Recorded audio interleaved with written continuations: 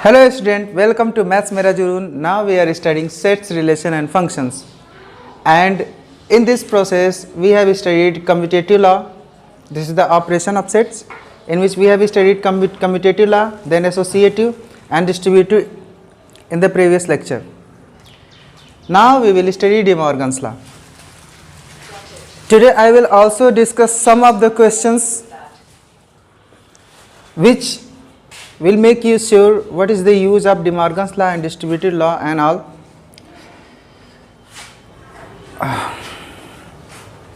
So let us start. What is De Morgan's law here? De Morgan's law में देखा जाए तो इसमें क्या है, De Morgan's law में अगर मान लें हमारे पास दो सेट है A यूनियन B, ठीक है, तो A यूनियन B अगर है हमारे पास तो इसका De Morgan's law क्या कहता है कि अगर मैंने इसका कम्प्लीमेंट लिया तो ये A और B दोनों का कम्प्लीमेंट हो जाएगा और साथ में ये जो यूनियन है इंटरसेक्शन बन जाएगा। दूसरा ये है कि अगर A इंटरसेक्शन B हमारे पास है, ठीक है, और इसका हमने कम्प्लीमेंट कर दिया तो ये क्या हो जाएगा, A और B का कम्प्लीमेंट हो जाएगा और इंटरसेक्शन यूनियन में चेंज हो जाएगा। तो ये कहीं ना कहीं De Morgan's law इतना ही है। इसको अगर हमें समझना है तो हम एक क्वेश्चन फ्रेम कर सकते हैं। एक यूनिवर्सल सेट ले लेंगे 1 2 3 5 7 9 20 एंड ऑल। दूसरा ये है कि एक हम सेट ए ले लेते हैं। अब देखो यार, अगर इस क्वेश्चन में आपने यूनिवर्सल सेट लिया तो सेट ए बी सी कुछ भी लेना है आपको, वो सारे के सारे सेट इसी में आने चाहिए यूनिवर्सल में। इस बात का ध्यान रखिएगा। तो 1 2 3 बी क्या हो गया 5 7 9। ध्यान रखिएगा ये सारी चीज़ें कहीं ना कहीं इसी सेट से मैं निकाल के लिखा हूँ, ठीक है, यूनिवर्सल सेट से। अब उसके बाद से यहाँ से अगर हम निकालते हैं ए यूनियन बी निकालते हैं तो ये वाली वैल्यू दोनों एक में लिख जाएगी। तो 1 2 3 5 7 9 ऐसा हो जाएगा कि नहीं, बोलिए। और अगर कहीं ना कहीं हम निकालते हैं ए डैश निकालते हैं तो क्या होगा, तो ए है 1 2 3, तो 1 2 3 निकाल दो और जो भी आपका यूनिवर्सल सेट में बचा है उसे लिख दो। तो 5 7 9 20, दिस इज 5 7 9 20, ठीक है। अब निकालते हैं बी डैश निकालोगे तो क्या होगा, तो बी वाला क्या है 5 7 9, क्या है 5 7 9, बी वाले में क्या है 5 7 9। अगर आपको बी डैश निकालना है तो 5 7 9 को छोड़ दो और सब लिख दो। तो 1 2 3 20, 1 2 3 20, तो बी डैश भी निकल गया। अब अगर मैं आपसे कहता हूँ कि कहीं ना कहीं चलो अब हम प्रूफ करते हैं, सारी चीज़ें तो निकल गई, ये चीज़ प्रूफ करते हैं पहला वाला, ठीक है, देन सेकेंड वाला। पहला वाला लेते हैं ए यूनियन बी, तो हम ले चुके हैं, अब इसका इंटरसेक्शन लेना बाकी है। तो आप बताओ ए यूनियन बी तो ये है, इंटरसेक्शन लेना मतलब यूनिवर्सल सेट में इसके अलावा जो वैल्यू है वो, तो ए यूनियन बी में कितना है वो है 1 2 3 5 7 9, तो 1 2 3 5 7 9 और इसको छोड़ के एक ही वैल्यू बच रही है यूनिवर्सल में, तो इसका डैश वाले में क्या आएगा, केवल 20 आएगा। बात समझ में आ गई।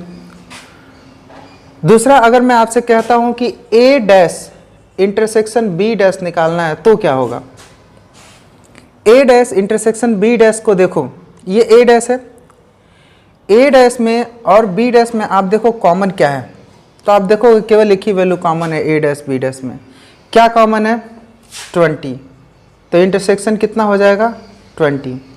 तो आप देख रहे हो कि ए यूनियन बी का होल डैश ए डैश इंटरसेक्शन बी डैश के बराबर हो गया कि नहीं। तो इस हिसाब से कहीं ना कहीं ये दोनों इक्वल हुए, यही चीज़ यहाँ पे लिखी हुई है। क्लियर हो गया आपको, ये बात क्लियर हो गई होगी, ठीक है। सारी चीज़ें हम निकाल चुके हैं, इसी का यूज करके हम अगला काम भी कर लेने वाले हैं। वो क्या है कि ये चीज़ तो आपको समझ में आ गई, पहला वाला। सेकेंड वाला करते हैं। सेकेंड वाली चीज़ क्या है, हमें पहले क्या निकालना पड़ेगा, A intersection B dash. A intersection B पहले निकाल लें। ए इंटरसेक्शन बी में देखो तो ए बी में कुछ कॉमन दिख रहा है क्या आपको? ए बी में कुछ कॉमन दिख रहा है? नहीं। तो ए बी में कुछ कॉमन नहीं दिख रहा है तो इंटरसेक्शन क्या हो जाएगा? एक डिसजॉइंट सेट है दोनों, इसका इंटरसेक्शन में कुछ नहीं रहेगा।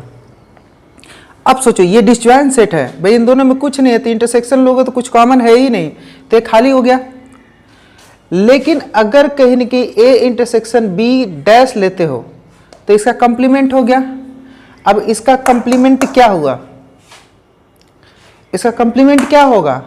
तो कंप्लीमेंट इसका पूछना है तो जाओ यूनिवर्सल सेट में, और कंप्लीमेंट ये कहता है कि जो वैल्यू इसमें पड़ी हुई है वो यूनिवर्सल सेट में से हटा दो और जो बचा वो सारा का सारा लिख दो। तो इसमें कोई वैल्यू पड़ी है क्या? नहीं ना। तो क्या इसमें से कोई वैल्यू हटानी पड़ेगी? नहीं। अगर इसमें कोई वैल्यू है ही नहीं, मैंने कहा जो वैल्यू इसमें पड़ी है वो इसमें से हटा दो। भाई कंप्लीमेंट निकालने का मतलब क्या है कि इसके अलावा सब, तो इसमें फाई मतलब इसमें कुछ है ही नहीं तो इसमें से कुछ हटाने की ज़रूरत नहीं, सारा का सारा हम लिख सकते हैं। तो ये हो जाएगा 1 2 3 5 7 9 20, सारा का सारा आ जाएगा। ए इंटरसेक्शन बी डैश, ये बात समझ में आ गया। तो ए इंटरसेक्शन बी का होल डैश हमने निकाल लिया है ना। ये निकालने के बाद से अब हम क्या करेंगे, ये वाला देखते हैं कि क्या ये वाला वहीं आ रहा है। तो हम निकालते हैं A intersection union B, sorry A dash union B dash. तो A dash union B dash देख लेते हैं, A dash union B dash निकाल लेते हैं। तो यहाँ देख लो A dash union B dash, यहाँ ए डैश ये है और बी डैश ये है, इन दोनों में 20 कॉमन है, इसके अलावा तो सब लिख ही सकते हैं। तो ए बी डैश में देखो 1 2 3 है, लिख लो। फिर ए डैश में 5 7 9, यहाँ 22 टाइम्स है तो 1 टाइम लिखना है। सेट का तो यही रूल है कि भाई सेट 1 टाइम लिखना होता है सेट में सारे एलिमेंट को। तो अब आप देखो ए इंटरसेक्शन बी डैश हमने यहाँ निकाला, ए डैश यूनियन बी डैश हमने यहाँ निकाला, और दोनों की दोनों वैल्यूज क्या है? बराबर है। दोनों की दोनों वैल्यूज बराबर है तो ये भी बराबर निकला। इस सवाल से मुझे ये समझ में आता है कि आपको कहीं ना कहीं कंप्लीमेंट वाला कंसेप्ट बेहतर समझ में आया होगा, ठीक है ना। फिर से अगले सवाल पे आते हैं। तो ये देखा जाए कंपोनेंट लॉ। कंपोनेंट लॉ में क्या है देखिए। तो इसके लिए हमें क्या करना होगा यार, जहाँ ये बात आ गई कंप्लीमेंट वाला, जहाँ कंप्लीमेंट वाला बात आ गया है ना, तो इसमें किन बातों का ध्यान रखना है कि हमें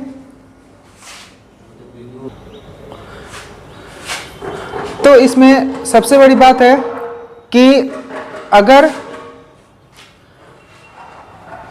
यहाँ पे देखा जाए तो कहीं ना कहीं इसमें हम दो चीज़ें लेंगे। मान ले एक सेट ए ले रहे हैं 1 5 7, ठीक है, और कंप्लीमेंट लेना है तो भाई कहीं ना कहीं कंप्लीमेंट वाला कंसेप्ट अगर आ गया तो हमें यूनिवर्सल सेट लेना होगा। तो यूनिवर्सल सेट क्या हुआ? यूनिवर्सल सेट इसमें कहीं ना कहीं लेना होगा तो पहले तो वो सेट ए आना ही चाहिए, क्योंकि किसी भी क्वेश्चन में अगर आप यूनिवर्सल सेट की बात कर रहे हो तो उसमें उस गिवन क्वेश्चन में जितने भी सेट हैं वो सारे के सारे सेट आ जाते हैं यूनिवर्सल सेट में। तो भाई कहीं ना कहीं इस बात का ध्यान रखते हुए हम यूनिवर्सल सेट बनाएंगे, ठीक है। ये बात समझ में आ गया। अब कहीं ना कहीं सवाल को करते हैं, है ना, इसको समझते हैं कि ए यूनियन ए इंटरसेक्शन क्या होगा। Let us understand it. A intersection, sorry A complement पहले निकाल लेते हैं। हम पहला देख रहे हैं, पहले ये सेकंड है और ये थर्ड, हम पहला देख रहे हैं। तो ए डैश पहले निकाल लें तभी तो बात पूरी होगी। तो ए डैश निकालते हैं। ए डैश निकालते हैं तो ए डैश क्या होगा? ये तो ए है। अगर ए का कंप्लीमेंट निकालना है तो किसके पास इसे जाना पड़ेगा? यूनिवर्सल सेट के पास। ये जाएगा यूनिवर्सल सेट के पास तो कहेगा मेरे में जितनी वैल्यू है उसको बाहर निकाल दो, क्योंकि ए कंप्लीमेंट का मतलब ही है कि ये जो ए है उसे बाहर निकाल दिया यूनिवर्सल में से। तो ये 1 5 7 यही तो ए है। तो इसको बाहर निकालने के बाद क्या बच रहा है? 9 10 11। क्लियर है? तो यहाँ पे देखिए कहीं ना कहीं हमारे पास ए डैश है, मिल गया। ए मिल गया। अब इसे हम निकालते हैं पहली चीज़ को, A union A dash. A union A dash निकालेंगे तो यार दोनों का यूनियन करना है। तो इसमें क्या करेंगे, इसका तरीका मैंने क्या बताया था, इसका तरीका बताया था कि पहले ए और यूनियन ए डैश है तो दोनों को लिख लो एक ही में। तो ए क्या है 1 5 7 और ए डैश क्या है 9 10 11। हो गया ए यूनियन ए डैश। अच्छा ए यूनियन ए डैश जो है वो कितना आया है, तो आप देखो ना ये जो है यूनिवर्सल सेट है कि नहीं। तो यूनिवर्सल सेट में देखो क्या है 1 5 7 9 10 11 और ये भी है 1 5 7 9 10 11, यानी कहीं ना कहीं A union A dash universal set के बराबर हो गया क्या। अगर ये यूनिवर्सल सेट के बराबर हो गया यानी इससे निष्कर्ष ये निकला कि ए यूनियन ए डैश क्या है, यूनिवर्सल सेट है। क्लियर है, ये बात समझ में आई। हमने पहले ए निकाला फिर ए डैश निकाला, दोनों का यूनियन कर लिया तो यूनिवर्सल सेट निकल गया। आप दिमाग में समझ भी सकते हो, है ना। इसको कहीं ना कहीं मैं एक बार डायग्रामेटिक तौर पे बताता हूँ कि अगर कहीं ना कहीं ये ए है, ये सेट ए है, ठीक है, ये सेट ए है, तो हम कहीं ना कहीं कह रहे हैं कि ए यूनियन ए डैश।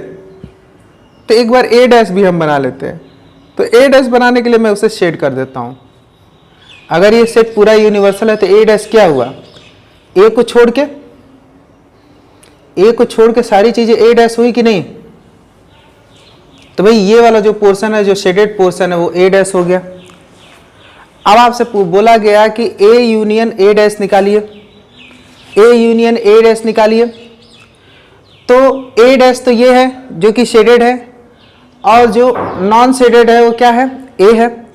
दोनों का यूनियन निकालना है और दोनों को अगर हमें शेड करना पड़े तो जैसे ए डैश तो हमें दिया है, इसके साथ साथ हमें ए को भी लेना है। यूनियन लेने का मतलब क्या है, यूनियन मतलब सबको एक साथ जोड़ना। तो अगर कहीं ना कहीं यहाँ ए है, ए डैश यहाँ पे दिया हुआ है शेडेड पोर्शन में, अगर इसमें यूनियन ए का भी कर लेना होगा तो ए को भी ले लेते हैं। तब आप देखो ये टोटल जो शेडेड पोर्शन हो गया वो कहीं ना कहीं पूरा का पूरा यूनिवर्सल सेट हो गया कि नहीं। यानी इसका मतलब A union A dash universal set है। ये बात समझ में आपको आ गई होगी, ठीक है। अब कहीं ना कहीं सेकेंड पोर्शन इसका सॉल्व करते हैं। सेकेंड पोर्शन दिया है ए डैश का डैश। क्या दिया है, ए डैश का डैश।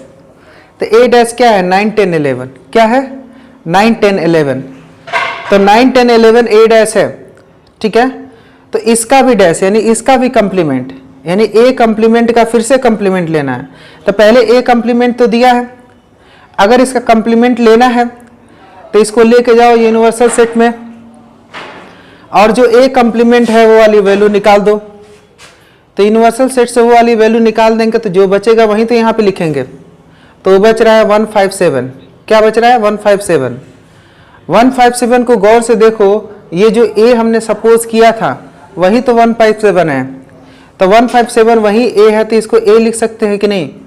यानी अगर ए कंप्लीमेंट पे अगर दोबारा कंप्लीमेंट होगा तो इसकी वैल्यू क्या हो जाएगी, ए कंप्लीमेंट पे दोबारा कंप्लीमेंट होगा तो इसकी वैल्यू क्या हो जाएगी, ए। तीसरा पोर्शन भी यहीं पे कर लेते हैं, ये बात समझ में आ गई होगी।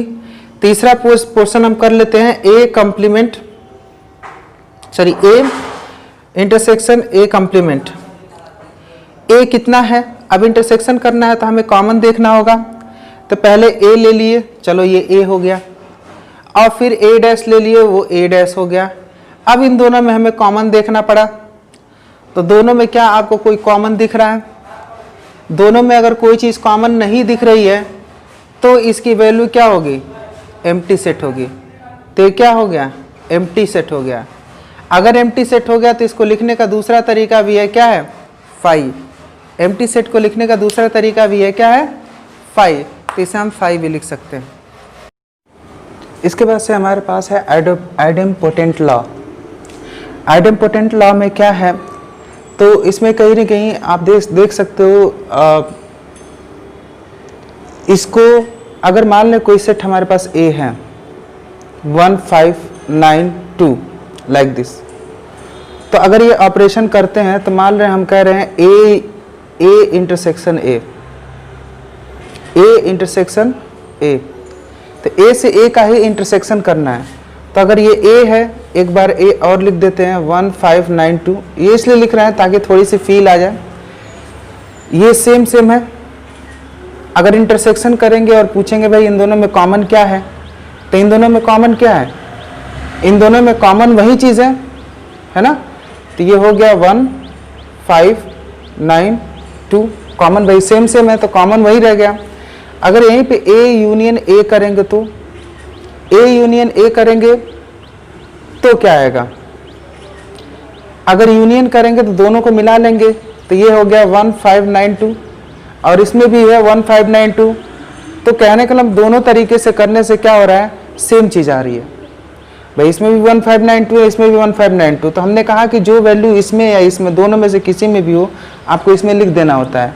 तो यही वैल्यू दोनों में है तो हम यही लिख दिए। अब ए इंटरसेक्शन ए लिए तो भी आंसर क्या आया? ए। और ए यूनियन ए लिए तो भी आंसर आया ए।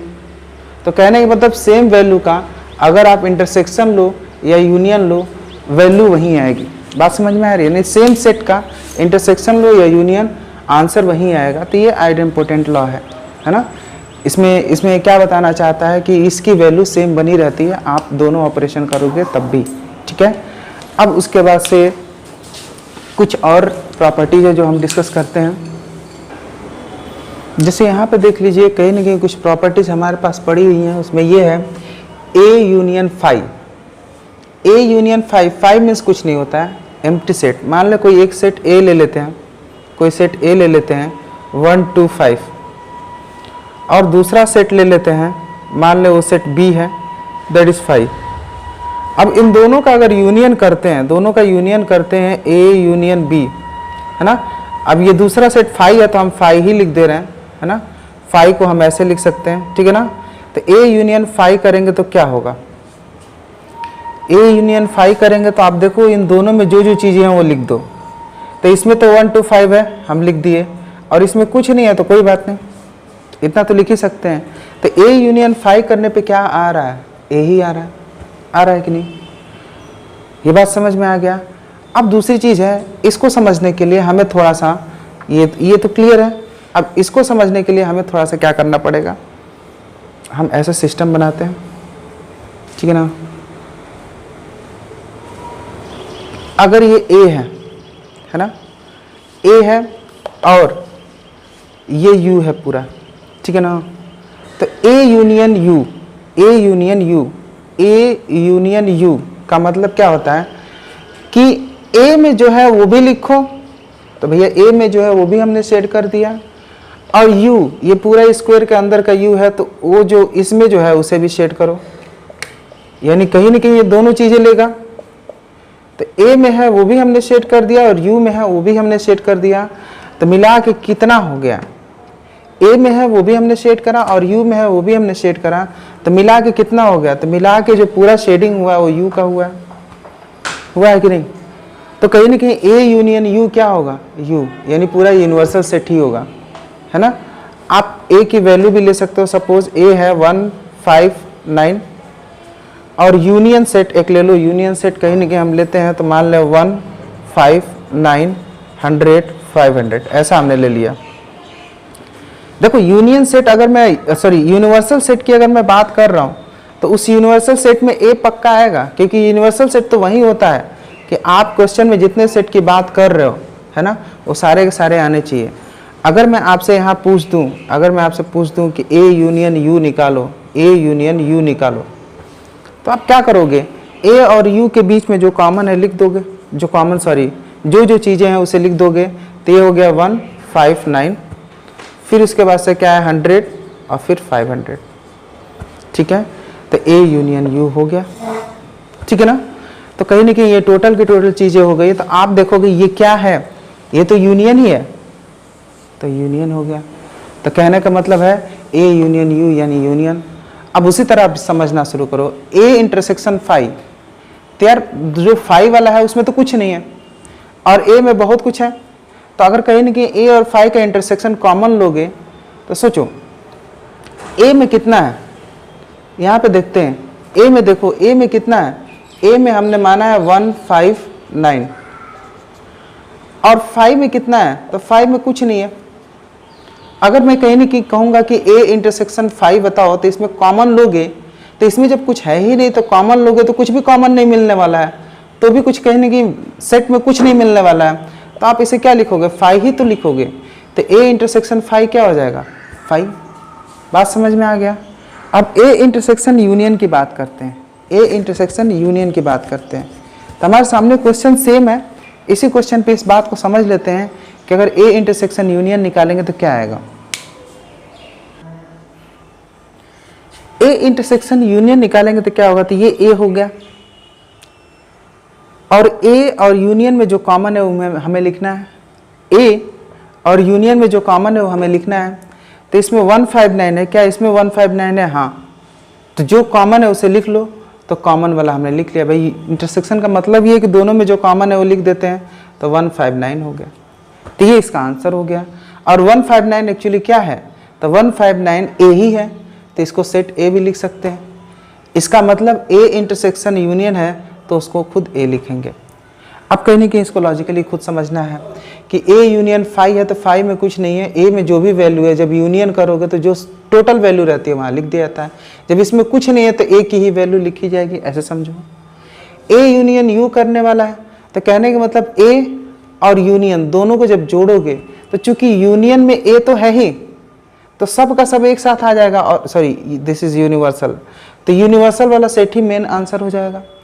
अगर इंटरसेक्शन करोगे A और 5 का, तो 5 में कुछ है ही नहीं, तो अगर 5 में कुछ है ही नहीं तो दूसरे सेट में जब कुछ नहीं है तो कॉमन के तौर पे आपको कुछ नहीं मिलने वाला है, तो एम्प्टी सेट मिलेगा, तो एम्प्टी सेट को 5 से डिनोट करते हैं, इसलिए लिख दिए हैं।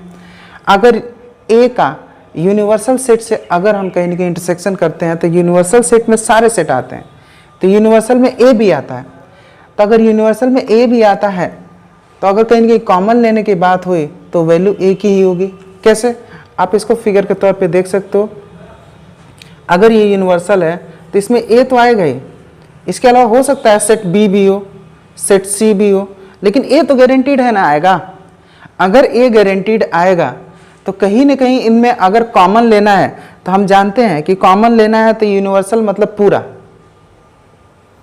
और A मतलब दिस, तो अगर पूरे में अगर इसका कॉमन करना है तो यही कॉमन में आएगा खुद, तो इसका आंसर क्या होगा, A ही होगा। इस लॉजिक को आप समझ चुके होंगे, और कहीं ना कहीं एक दो क्वेश्चन के बाद आपको ये लॉजिक और बेहतर समझ में आएगा। ये क्वेश्चन आपको कहीं ना कहीं आपके डाउट को क्लियर करने के लिए बहुत ज़्यादा हेल्पफुल होने वाला है। इस क्वेश्चन को आप समझें। A B C 3 सेट्स हैं, है ना। If A is element of B, हम कंडीशन के हिसाब से बनाएंगे। ये सवाल है, A B C 3 सेट्स हैं, A एलिमेंट ऑफ B है और B element subset of C है, तो क्या A सबसेट ऑफ C हो सकता है, ये क्वेश्चन है। If not give an example, अगर ऐसा पॉसिबल नहीं है तो एग्जाम्पल दीजिए, है ना। तो चलो देखते हैं। अगर A लिखते हैं तो A को हम क्या लिख दिए, 1,2 लिख दिए A को, है ना। अच्छा, B को क्या लिख सकते हैं, तो B को ऐसे लिखेंगे ताकि कहीं ना कहीं A जो है B का एलिमेंट हो जाए। तो हमने क्या कर दिया, 1,2 लिख दिया, 1,2 इसमें लिख दिया।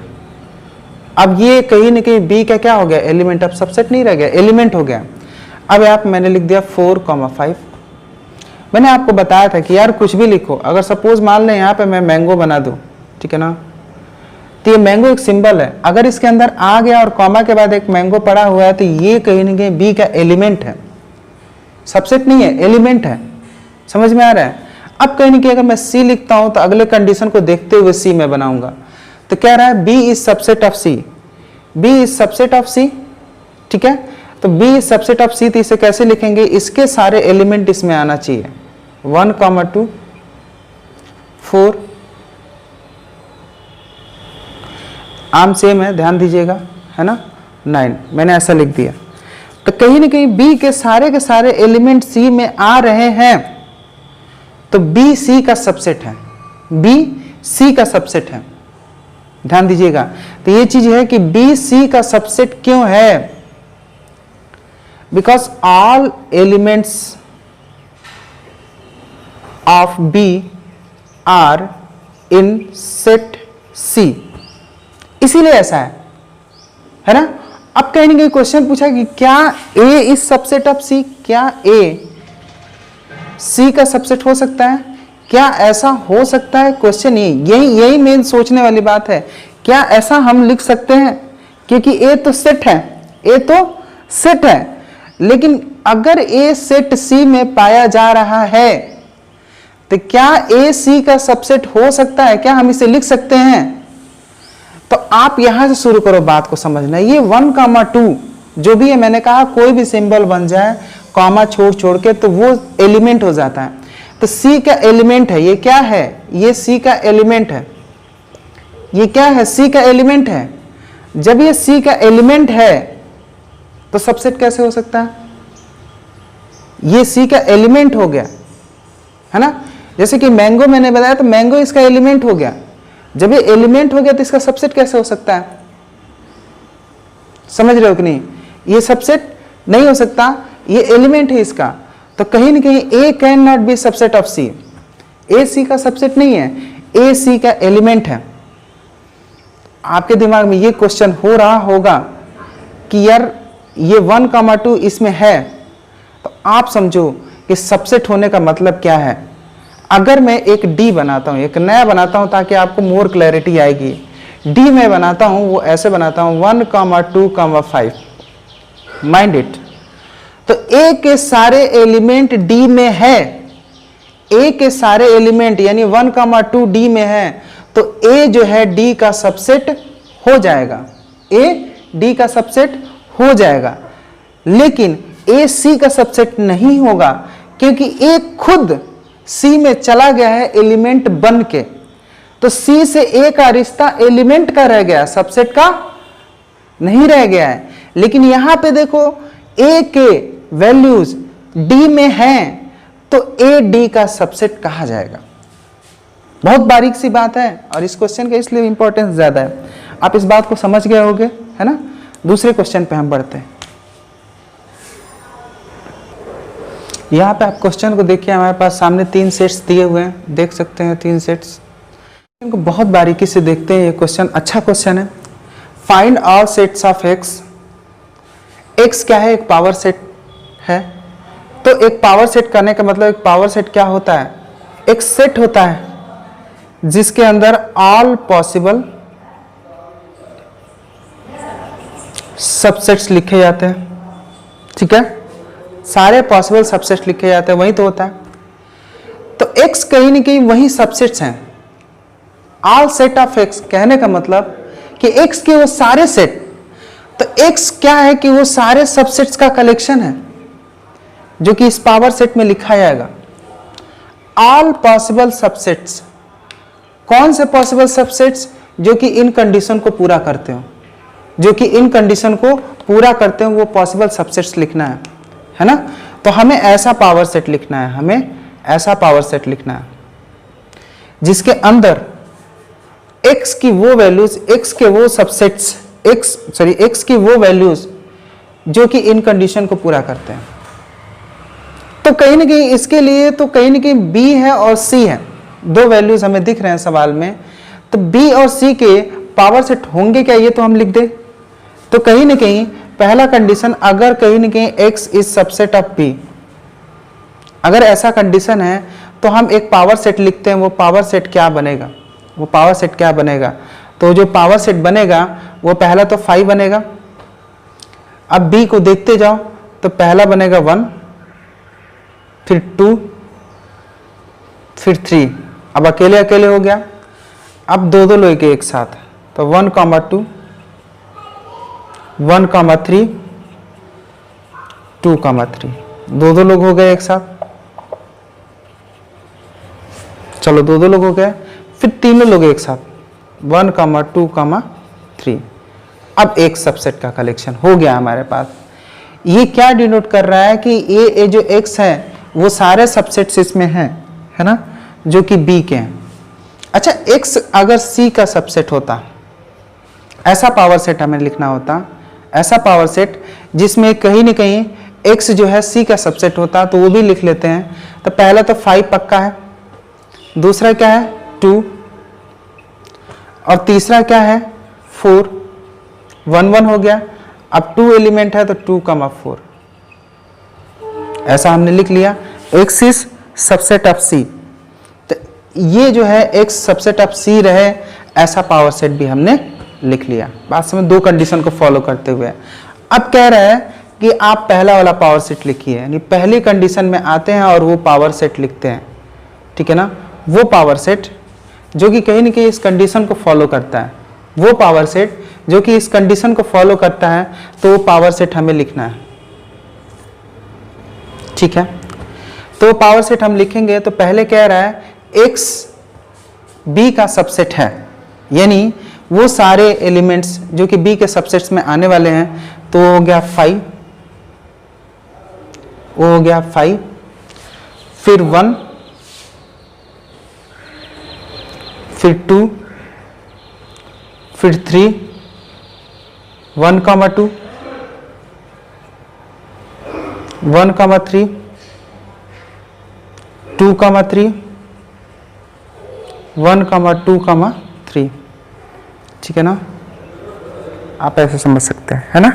तो आप देख सकते हो कि कहीं ना कहीं यहां से आपको ये चीज दिख गया कि पावर सेट में मैंने पहले कंडीशन को पूरा कर लिया कि नहीं। अब दूसरे कंडीशन को देखते हैं। कह रहा है X C का सबसेट ना हो, तो C के जो सबसेट्स हैं उसमें से हटा देते हैं। तो C के सबसेट में एक 5 है तो 5 हटा दो, C के सबसेट में एक 2 है तो इसमें भी 2 है, इसको हटा दो। C के सबसेट में 4 है, उसमें 4 है नहीं। C के सबसेट में 2,4 उसमें है नहीं, तो इतना हटा दो, हो गया पावर सेट। एक ऐसा पावर सेट जिसमें कलेक्शन है कहीं ना कहीं इस कंडीशन को फॉलो करते हुए। ये बात समझ में आपको आ गई होगी, है ना, कि ये पावर सेट जो मैंने बनाया, ये पावर सेट कहीं ना कहीं इस कंडीशन को फॉलो कर रहा है।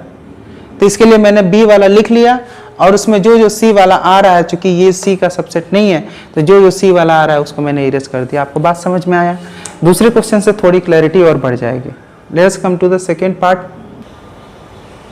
अब यहाँ पे देखिए X is subset of B, यहाँ पे देखिए अब पावर सेट हमें बनाना है। पहले कंडीशन इसमें भी दे दिया है X is subset of B, X is subset of B, तो पहले B वाला लिख लें, जैसा कि हमने पहले भी किया था, पहले वाले में भी।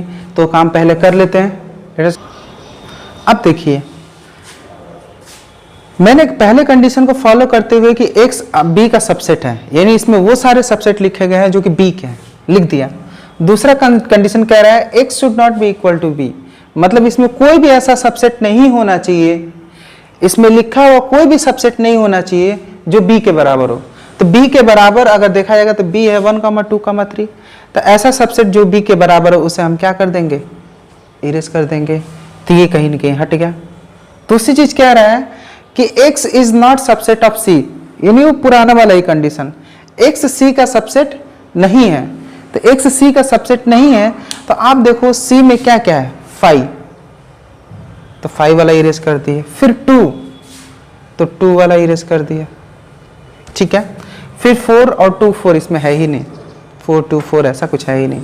तो कहीं ना कहीं हमारा जो कलेक्शन ऑफ सेट हो गया, कलेक्शन ऑफ सबसेट हो गया, हमारे सामने क्लियर है। 1 3 1 2 1 3 2 3, दिस इज द आंसर। तो आपको इससे थोड़ी बहुत और क्लैरिटी आई होगी कि पावर सेट क्या होता है ना। और पावर सेट बनाना जो कि डिफरेंट कंडीशन को फॉलो करता हो, वो भी आप समझ गए होगे इससे, है ना। तो आपको थोड़ी सी और बेहतर समझ आई होगी चीज़ों को लेके। Let us go further. ये क्वेश्चन आपको लैंग्वेज को समझाने के लिए बताया गया है। Let B be a subset of a set A. Let B be a subset of set A and यानी B क्या है, B A का सबसेट है, ठीक है ना। B A का सबसेट है, पहली कंडीशन हो गई। तो कहीं ना कहीं हम सोल्यूशन में लिखते हैं B A का सबसेट है, ये बात तो हम समझ लिए। And let P A is to B, इसका क्या मतलब, P A is to B, ठीक है। तो इसका अंदर कुछ लिखा है, इस लैंग्वेज को हमें समझना है। P is to B, इसका मतलब क्या हुआ, वो चीज अंदर लिखा है ना, वो चीज अंदर लिखा है। और अंदर क्या लिखा है, अंदर ये लिखा है X is element of A, X is element of A, PA, X is element of PA। तो इसका मतलब ये क्या कह रहा है, अगर Pa के सारे एलिमेंट की बात कर रहा है ना, तो अगर x कहीं न कहीं A का एलिमेंट है ना, Pa का एलिमेंट है, तो Pa होता क्या है, it is Pa is the collection of all subsets of A। ये पहले आपको समझ में आना चाहिए कि कहीं न कहीं A के सारे सबसेट जो पॉसिबल सबसेट्स हैं, है ना, हम तो ये कहेंगे collection of all possible subsets of A। ये कहीं न कहीं ये जो है किसकी बात कर रहा है, ये जो बात कर रहा है वो A के सारे पॉसिबल सबसेट्स का कलेक्शन की बात कर रहा है, ठीक है ना। और दूसरी चीज कह रहा है कि वो उन सबसेट्स की बात कर रहा है ना, उन सबसेट्स की भी बात कर रहा है जिसमें कि जिनका B भी सबसेट है, यानी वो उन कलेक्शन ऑफ सेट की बात। इसमें कहीं न कहीं आप कई सारे subset, collection of all possible subset लिखोगे A के, जब A का सारा पॉसिबल सबसेट का कलेक्शन लिखोगे तो दूसरा कंडीशन कर रहा है कि उसमें एक और चीज है कि वो जो भी सबसेट्स आप लिखोगे, वो जो भी सबसेट इसमें लिखोगे, उस सारे सबसेट का, उन सारे सबसेट का B सबसेट होना चाहिए। यानी ये जितना सेट का कलेक्शन यहाँ लिखने वाले हो, जितना यहाँ सेट का कलेक्शन लिखने वाले हो, उन सारे सेट का सबसेट B भी होना चाहिए, उन सारे सेट का सबसेट B भी होना चाहिए, है ना। तो B should also B subset of those sets. भाई सबसेट लिखते भी हो तो सबसेट लिखते हो तो एक तरह का सेट ही तो होता है। सबसेट कहने का मतलब वो सेट जो दूसरे वाले सेट से छोटा है, तो जिससे छोटा है उसका सबसेट हुआ, लेकिन खुद में एक सेट है कि नहीं। भाई कहने का मतलब इस बात को यहाँ भी समझना है ये भी कि 1,2 है, 1,2 जो है सेट है। अब B 1,2,3 ये भी सेट है, लेकिन कहीं न कहीं A B का सबसेट है। इसका मतलब ये थोड़ा है कि ये सेट नहीं है। अरे A B का सबसेट है, इसका मतलब भाई A भाई B से छोटे हैं, बस इतना ही मतलब है। इनकी औकात इनसे थोड़ी कम है, इतना ही बस मतलब है। ये नहीं इसका मतलब है कि कहीं न कहीं ये सेट नहीं है। अगर A B का सबसेट है, इसका मतलब ये है कि A B से छोटा है, उसमें कम चीजें हैं A के कंपैरिजन में, ये मतलब हो सकता है, ठीक है। तो कहने का मतलब collection of all possible subset of A लिख लिए, तो ये all possible subset of A जब सारा सबसेट लिखेंगे, सारा सबसेट हम लिखेंगे तो खुद में सेट ही होंगे ना, सारे सेट ही होंगे। और दूसरा कंडीशन साथ में फिर फॉलो करना है, B should be also be subset of those set. और इस कंडीशन को भी आपको फुलफिल करना होगा कि जो भी आप ये लिख रहे हो ना, जो भी यहाँ कलेक्शन ऑफ सेट लिख रहे हो, ये सारे के सारे सेट जितना भी लिखोगे, मान लें कहीं न कहीं मैंने कहा collection of all possible subset of A, तो आप कहीं न कहीं सोचो कि कहीं न कहीं जब ये करना है तो आप बहुत सारे सबसेट लिखोगे। मैं इसमें कुछ लिख नहीं रहा हूं, मैं ये बता रहा हूं कि कुछ ना कुछ तो लिखोगे ना। अगर A कोई एलिमेंट है तो अंदर कुछ ना कुछ तो लिखोगे ना। माना 1 मिनट के लिए समझाने के लिए मैं लिख दूं, माना अगर A है 1,2, ऐसा है A, तो आप क्या करने वाले हो, आप यहां सबसे पहले लिखोगे 5, फिर क्या लिखोगे 1, फिर लिखोगे 2, फिर क्या लिखोगे 1,2, ऐसा लिखोगे। तो क्या हो गया, ये collection of all possible subsets of A हो गया। अब दूसरा कह रहा है B should also B subset of दो सेट, यानी इन सारे सेट का सबसेट B भी होना चाहिए, इन सारे सेट का सबसेट B भी होना चाहिए। तो मान रहे B मैं लिख देता हूं, B लिख देता हूं 1, B लिख देता हूं 1। तो अगर मैंने B 1 लिख दिया तो आप बताओ 1 इसमें से किसका किसका सबसेट है। तो क्या ये 1 5 का सबसेट है? नहीं, तो 5 को हटाओ, क्योंकि इसने कहा कि B सबका सबसेट होना चाहिए, वहीं आप लिखोगे। तो 5 का सबसेट है? नहीं, तो हटाओ। 1 का सबसेट है? हाँ है भाई, इम्प्रॉपर भले है लेकिन सबसेट है ना। तो 1 का सबसेट है, ठीक है। 2 का सबसेट है? नहीं, तो इसे हटाओ। 1, 2 का सबसेट है, हाँ, तो इसे रखो। तो ये हो गया ये पार्ट। ये बात समझ में आ रही है आपको? तो ये बात अब तक समझ में आ गई। Collection of all possible subset of A, यानी ए जो भी सेट होगा उसके सारे पॉसिबल सबसेट लिख लो, और उन सबसेट में देखो कि वो कौन कौन से सबसेट हैं जिनका बी क्या है, वो कौन से, इतने जब सेट सारे आपने लिख लिया उसमें से बी किनका किनका सबसेट है, उन लोगों को लिखोगे और लोगों को हटा दोगे। बात समझ में आई? मैं फिर से इस चीज को लिख लेता हूं ताकि आपको बारीकी से यह बात समझ में आ गई। 5 होगा, 1 होगा और 2। मैं ये हेल्प के लिए लिख रहा हूं क्योंकि ये आपको इमेजिन करना था। ये किसी भी बात के साथ आप ए का कुछ भी लिखते है ना, ताकि बी उसका सबसेट, यहाँ ए लिखते हैं और बी उसका सबसेट लिखते हैं आप, तो अगर कहीं इनके 2 एग्जाम्पल आप कोई भी लो तो इसी तरह से डिस्क्राइब होगा। तो मैं एक जनरल एग्जाम्पल लेके डिस्क्राइब कर रहा हूं ताकि आपको समझ में आए। इसमें ये नहीं डिफाइन किया कि बी क्या, मतलब बी एक्चुअली सबसेट क्या है, बस ये कहा है कि जो भी ए होगा ना उसका सबसेट बी होगा, बस इतना कहा है। अब ए क्या है डिपेंड करता है, ए कुछ भी लिख दिया जाए, लेकिन दूसरा कंडीशन आप फॉलो करोगे बी उसका सबसेट होना चाहिए, ये पहले मान लो।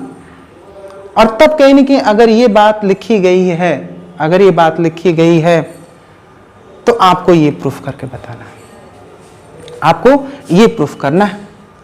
तो पहले तो हमें ये समझना था कि P A is to B का मतलब क्या है।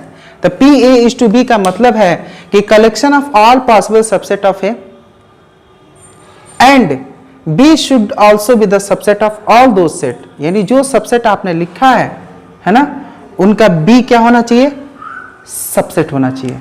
यानी जो भी यहाँ पे कलेक्शन आप सेट लिखोगे उनका सबसेट होना चाहिए।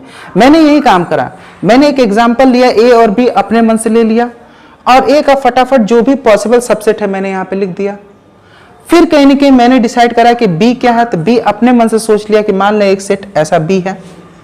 सोचते हुए ये भी मैंने ध्यान रखा कि पहली कंडीशन पूरी हो जाए, बी इज सबसेट ऑफ ए, तो मैंने वो सेट लिखा जो कि इसका सबसेट हो। माइंडेड, ये नहीं यहाँ पे 1 2 3 4 5 कुछ भी लिख दो, नहीं, इसका सबसेट होना चाहिए कि पहली कंडीशन है। फिर लिखने के बाद मैंने क्या करा, इसमें से फटाफट 5 को इरेज कर दिया क्योंकि बी का सबसेट 5 ही है, सॉरी 5 को इरेज कर दिया क्योंकि 5 का सबसेट बी नहीं है, सॉरी ये देखें 5 इसलिए इरेज किया, 5 का सबसेट बी नहीं है। 1 का भी सबसेट बी है तो 1 ने रहने दिया। 2 का सबसेट क्या है, बी है, नहीं 2 का सबसेट बी नहीं है इसलिए 2 को इरेज कर दिया। ऐसा हमने अभी करा था, है ना।